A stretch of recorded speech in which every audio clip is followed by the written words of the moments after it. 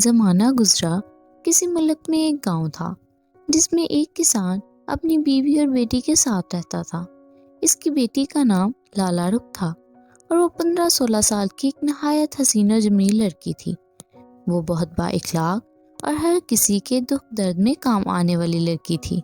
لالا رخ گھر کے کاموں میں اپنی ماں کا ہاتھ بھی بٹاتی تھی اور مرغیوں کی دیکھ بھال بھی کرتی تھی۔ ان کاموں سے فارغ ہو کر وہ اپنی بکریوں کو قریبی جنگل میں چرانے کے لیے لے جاتی۔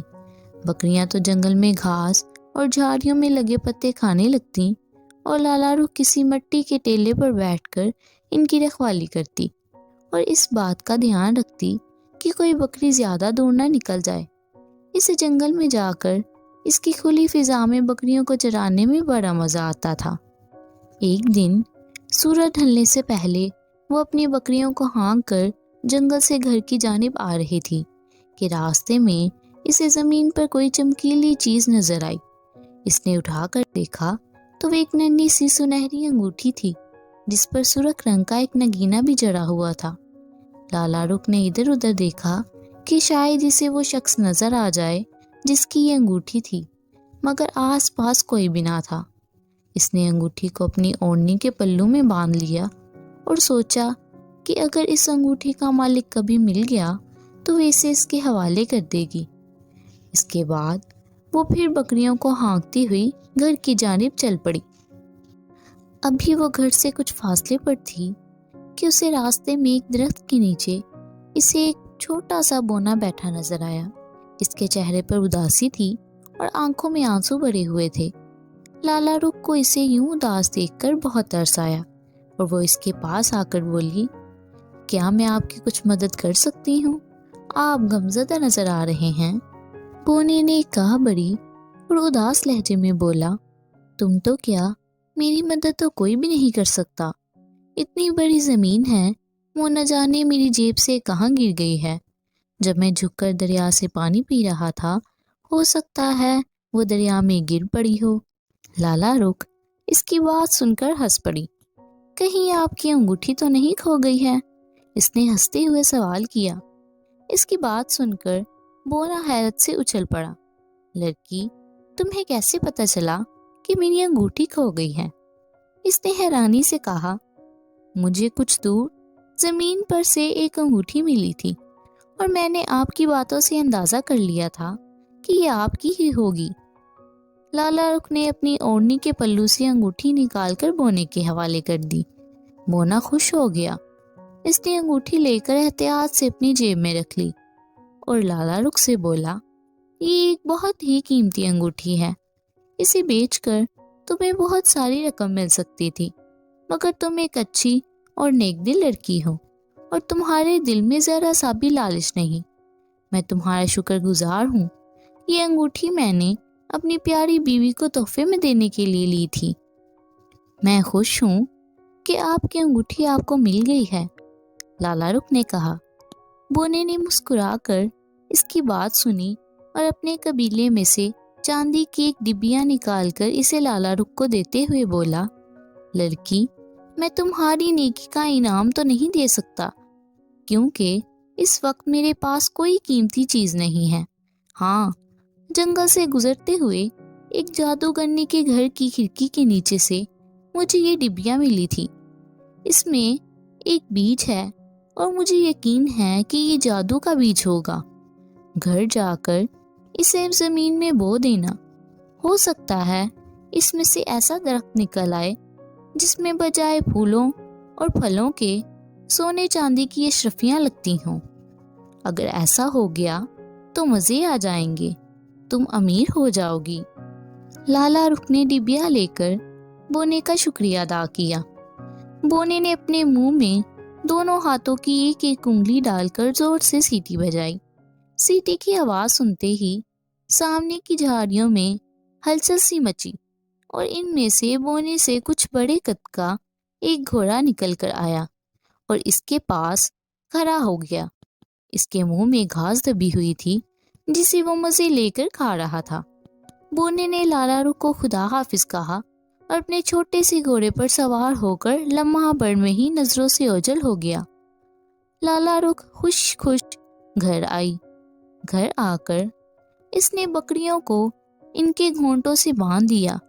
پھر اس نے صحن میں ایک اچھی سی جگہ دیکھ کر زمین کھودی اور اس میں وہ جادو کا بیج دبا دیا۔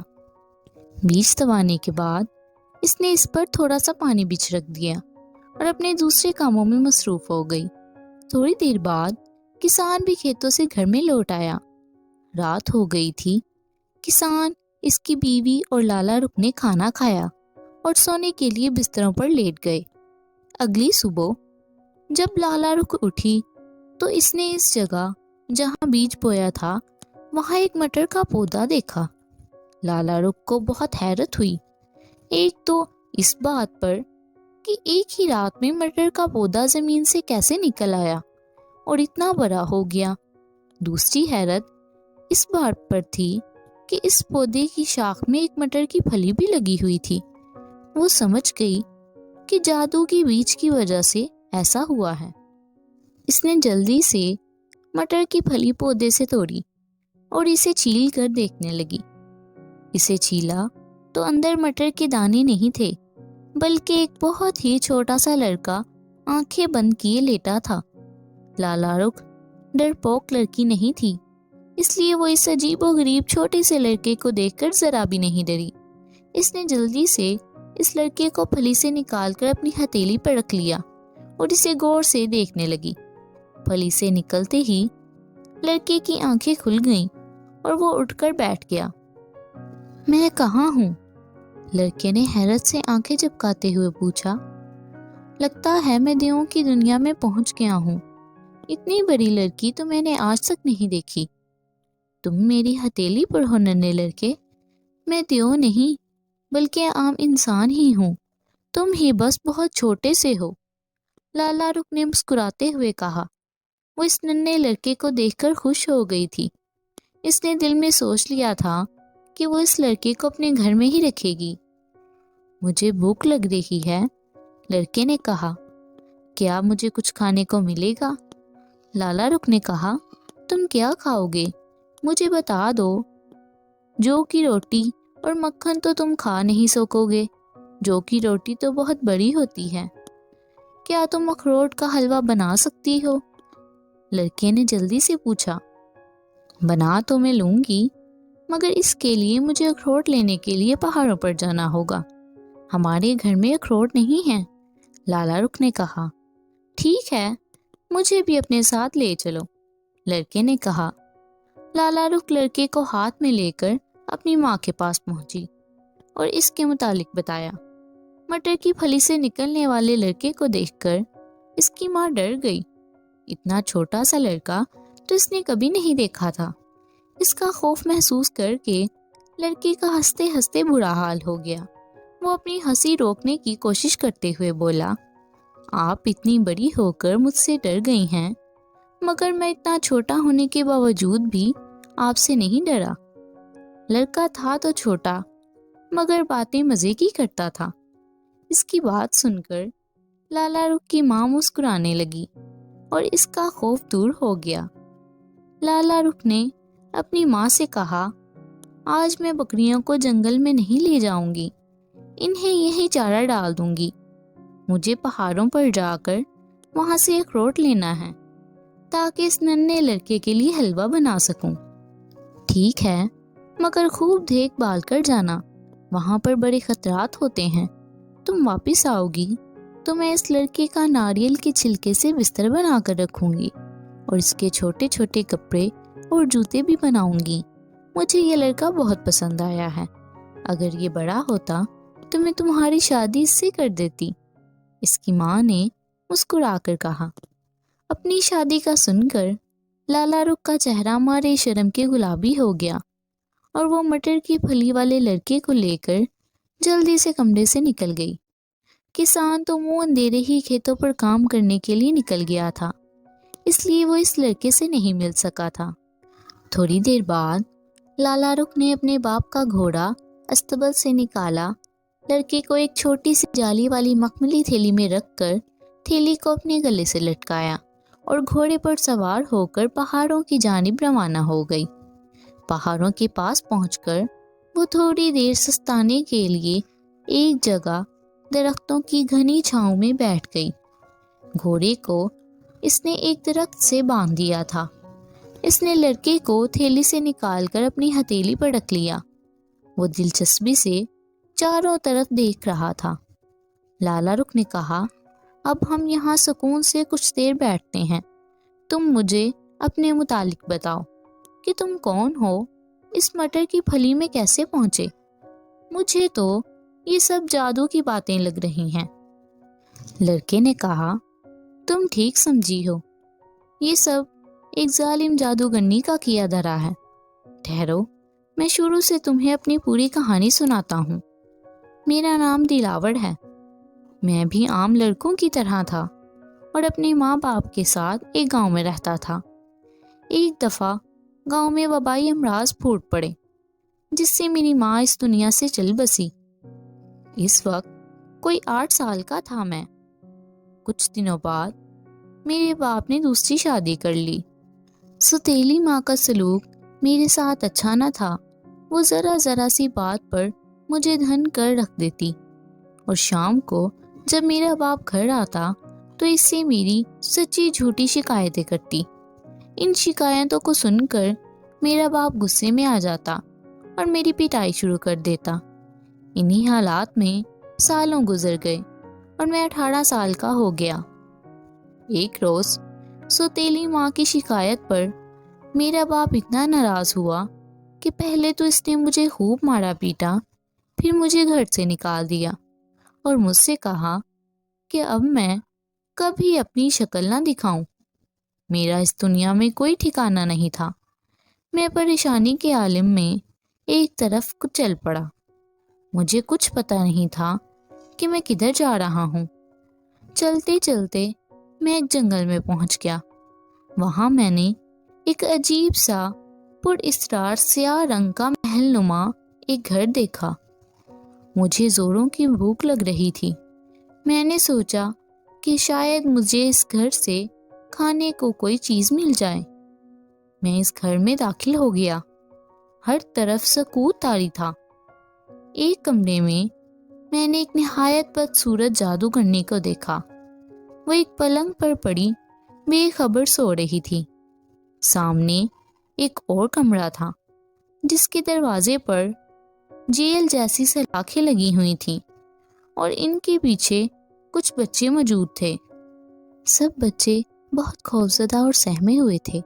میں ان کے قریب گیا تو ان میں سے ایک بچے نے سرگوشی کے انداز میں کہا، خدا کے لیے یہاں سے بھاگ جاؤ، اگر جادوگرنی اٹھ گئی تو وہ تمہیں بھی ہمارے ساتھ قید کر دے گی۔ میں نے انہیں تسلی دی اور پوچھا کہ وہ لوگ کون ہیں اور یہاں کیسے آئے ہیں۔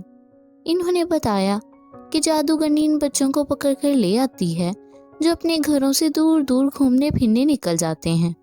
ہم بھی ایسے بچے تھے، اس لیے اس نے ہمیں پکڑ لیا اور اپنے گھر لے آئی۔ یہ جادوگرنی ہم سے اپنے گھر کے سارے کام کرواتی ہے، اور جب کام ختم ہو جاتے ہیں تو ہمیں اس کمرے میں بند کر کے باہر سے کنڈی لگا کر خود مزے سے سو جاتی ہے۔